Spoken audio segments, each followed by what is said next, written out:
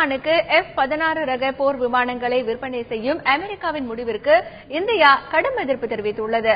இந்தியாவிற்கான அமெரிக்க தூதரை அழைத்து தனது அதிருப்தியையும் மத்திய அரசு பதிவு செய்துள்ளது.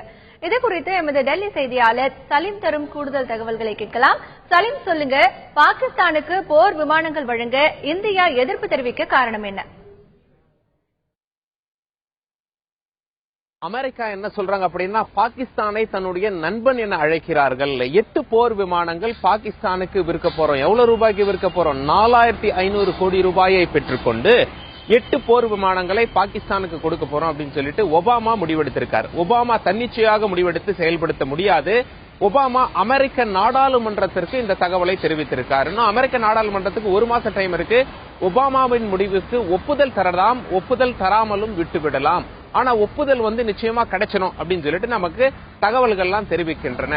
அமெரிக்கா என்ன சொல்றாங்க அப்படின்னா, பாகிஸ்தான் மண்ணில் தீவிரவாத செயல்கள் வளர்ந்து வருகின்றன, அதிகமா இருக்கு. பாகிஸ்தான் அரசால கட்டுப்படுத்த முடியல. 8 போர் விமானங்கள் நாங்க பாகிஸ்தானுக்கு கொடுத்து அதை ஓட்ட பயிற்சியும் கொடுப்போம், ட்ரைனிங்கும் கொடுப்போம், எல்லாம் கொடுத்தாங்கன்னா தீவிரவாதிக்கு எதிராக இந்த 8 போர் விமானங்களும் பாகிஸ்தான் அரசு பயன்படுத்தும் அப்படின்னு சொல்லி அமெரிக்கா இதுக்கு அவங்களோட தகவலை தெரிவிக்கிறாங்க. இந்தியா என்ன சொல்றாங்க, அதெல்லாம் இதில் சுத்தமாக எங்களுக்கு உடன்பாடு கிடையாது. பாகிஸ்தான் அரசு என்னைக்கு தீவிரவாதிகளுக்கு எதிராக செயல்பட்டு இருக்கிறது? 8 போர் விமானங்கள் நீங்க கொடுத்தீங்கன்னா இந்தியாவுக்கு எதிராகத்தான் செயல்படும். ஏற்கனவே எல்லையில ஊடுருவல் அதிகமா இருக்கு.